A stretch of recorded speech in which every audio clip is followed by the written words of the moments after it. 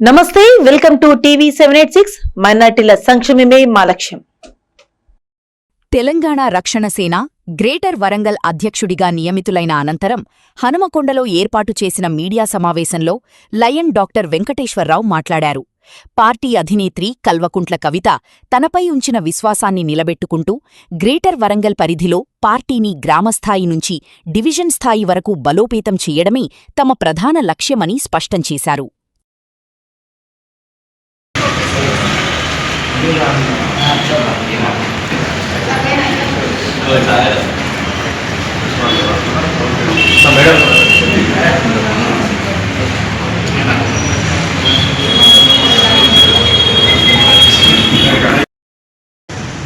పత్రికా విలేకరులకు, మీడియా మిత్రులందరికీ నమస్కారం. ఈరోజు తెలంగాణ రక్షణ సేన గ్రేటర్ వరంగల్ అధ్యక్షుడిగా కల్వకుంట్ల కవిత గారు నన్ను ప్రకటించే సందర్భంలో వారికి కృతజ్ఞతాపూర్వకంగా ధన్యవాదాలు తెలియడానికి ఈరోజు ప్రెస్ మీట్ ఏర్పాటు జరిగింది. ప్రెస్ మీట్ నందు Mahabubabad constituency parliament constituency incharge Goda Anil Naik గారు, వరంగల్ కాన్స్టిట్యున్సీ ఇన్ఛార్జ్ వీర విక్షపతి గారు, మరియు మన సీనియర్ లీడర్ శ్రీశైలం గారు, అలాగే మన సంతోష్ గారు, ఇతర సీనియర్ నాయకులు కవిత కుమారి గారు, రామారావు మేడం గారు ఈ ప్రెస్ మీట్ పాల్గొనడం జరుగుతుంది. ముఖ్యంగా కల్వకుంట్ల కవిత గారు టీఆర్ఎస్ పార్టీ ప్రారంభించిన 2 నెలల్లోనే మరి కాన్స్టిట్యున్సీ ఇన్ఛార్జీలను, పార్లమెంట్ ఇన్ఛార్జీలను, అలాగే జిల్లాల వారి ఇన్ఛార్జీలను ప్రకటిస్తూ మరి ముందుకు వెళ్తున్నందుకు, అట్లాగే మా వరంగల్ జిల్లాకి ముఖ్యంగా మొదటి లిస్టులో స్టేషన్ గన్పూర్కి నియోజకవర్గ ఇన్ఛార్జ్గా శ్రీ చిలక ప్రవీణ్ గారిని అనౌన్స్ చేయడం జరిగింది.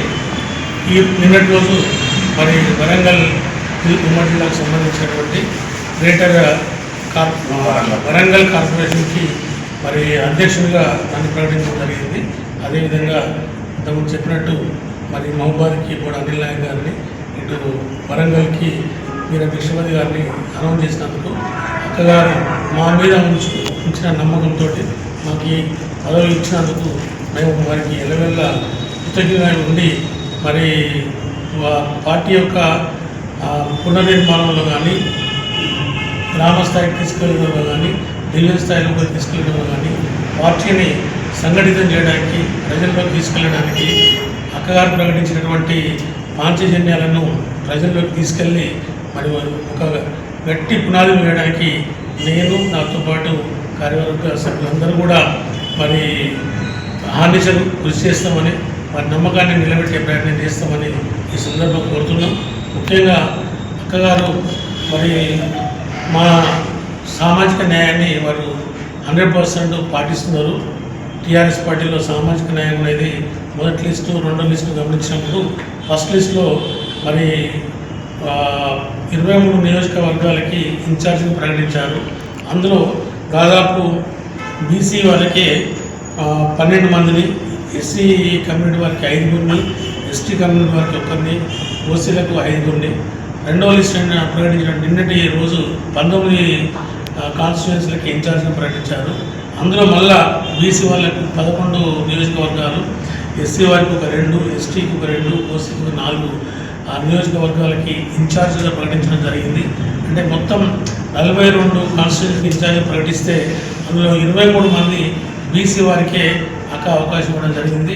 అంటే టీఆర్ఎస్ పార్టీ అనేది సామాజిక న్యాయాన్ని మొదటి నుండే పాటిస్తుందని ఈ సందర్భంగా నేను తెలియజేయడం జరుగుతుంది. మరి అట్లాగే మరి ముఖ్యంగా జిల్లా ఇన్ఛార్జీలు కానీ, ఇటు విద్యార్థి సంఘంలో కానీ, లేకుంటే ఇటు మన బీసీ కమ్యూనిటీకి కూడా సపరేట్ కమిటీని మొదటే ప్రకటించి మరి తన యొక్క ఆలోచన విధానాన్ని, తన యొక్క సామాజిక న్యాయాన్ని ప్రకటించినందుకు కల్వకుంట్ల కవిత గారికి మా అందరి తరఫున కూడా ధన్యవాదాలు తెలియజేస్తూ, మరి ముఖ్యంగా గ్రేటర్ వరంగల్కి నన్ను అధ్యక్షుని చేసినారు. నేను వరంగల్, హన్మకొండ డివిజన్లతో పాటు ఇటు వర్ధనపేటలో ఒక 14 డివిజన్లు ఉన్నాయి, వరకాల్లో ఒక 6 డివిజన్లు ఉన్నాయి, స్టేషన్ గన్పూర్లో ఒక 2 డివిజన్లు ఉన్నాయి. ఈ ఏరియా మొత్తాన్ని కూడా నేను ఇన్ఛార్జిగా ప్రెసిడెంట్గా ఉంటూ మరి నాతో పాటు ఇటు వరంగల్ ఈస్ట్కి మన రవికుమార్ గారిని, వెలిగంటి రవికుమార్ గారిని కూడా కాన్స్టిట్యూన్సీ ఇన్ఛార్జిగా అనౌన్స్ చేయడం జరిగింది. వారు ప్రస్తుతం ముంబైలో ఉండడం వల్ల రాలేకపోయారు. సో వారితో పాటు ఇటు ఇప్పటివరకు ప్రకటించినటువంటి అటు చిలక ప్రవీణ్తో కానీ, ఇంకోటి అనిల్ నాయక్తో కానీ, ఇటు మన భిక్షపతి వీర భిక్షపతి గారితో కానీ మరి కలిసి మేము పనిచేస్తూ ముందుకు తీసుకెళ్తాం. త్వరలో కూడా మిగతా కాన్స్టిట్యున్సీని కూడా ఇన్ఛార్జిగా ప్రకటిస్తారని ఆశిస్తున్నాం. ఈ విధంగా మరి టీఆర్ఎస్తో పాటు గతంలోనే మనకు తెలంగాణ జాగృతి అనేది కూడా విస్తృతంగా వరంగల్ జిల్లాలో నాటకం ఉంది. మరి అందులో కూడా చాలామంది సీనియర్ కార్యకర్తలందరూ వారి యొక్క సలహా సూచనలు, వారి యొక్క సహకారం, అట్లాగే మేము కూడా ఇప్పుడు అన్ని డివిజన్లలోకి వెళ్ళి ఆ ప్రతి డివిజన్ నుంచి కూడా పార్టీని బలోపేతం చేయడానికి ప్రయత్నం చేస్తామని ఈ సందర్భంగా తెలియజేస్తూ మరి నాకు ఈ అవకాశం ఇచ్చినందుకు వారికి మరొకసారి కృతజ్ఞతలు తెలియజేస్తూ ముగిస్తున్నా. ఇప్పుడు వరంగల్ నుండి అందరికీ నమస్కారం. ఈరోజు తెలంగాణ రక్షణ సమితి ఆధ్వర్యంలో ఏర్పాటు చేసినటువంటి ఈ యొక్క పాత్రికేయుల సమావేశానికి మరి అధ్యక్షత వహిస్తున్నటువంటి ఇటీవల నూతనంగా మరి తెలంగాణ రక్షణ సమితి అధ్యక్షురాలు గౌరవనీయులు కవిత గారు మరి అధ్యక్షుడిగా అంకల్లి వెంకటేశ్వరరావు గారిని ప్రకటించడం చాలా సంతోషదాయకం. మరి వారితో పాటు వరంగల్ పార్లమెంటరీ కాన్స్టిట్యున్సీ ఇన్ఛార్జిగా మరి నన్ను ఒక ఎస్సీ సామాజిక వర్గానికి చెందినటువంటి నన్ను, అదేవిధంగా కూడా అనిల్ నాయకుడు మరి ఒక ఎస్టీ సామాజిక వర్గానికి చెందినటువంటి వ్యక్తిని మహబాద్ పార్లమెంటరీ నియోజకవర్గంగా మరి ప్రకటించడం చాలా సంతోషం. పాత్రికేయుల సమావేశం చేసినటువంటి సోదరులు మన తెలంగాణ రక్షణ సమితి రాష్ట్ర నాయకులు డాక్టర్ శ్రీశైలం గారు, సంతోష రమాదేవి గారు, లలితమ్మ గారు, వేదిక మీద ఉన్నటువంటి భారత్ సుదేశ్ అందరి మిత్రులందరూ కూడా హృదయపూర్వక నమస్కారాలు తెలియజేస్తూ ముందుగా మరి పార్టీ పూర్తి తీసుకొని 2 నెలల క్రమంలోనే అనతి కాలంలోనే మరి అత్యంత శరవేగంగా అన్ని కమిటీలతో ముందుకు పోతున్నటువంటి రాజకీయ పార్టీ ఏదైనా ఉన్నాయంటే అది తెలంగాణ రక్షణ సమితి.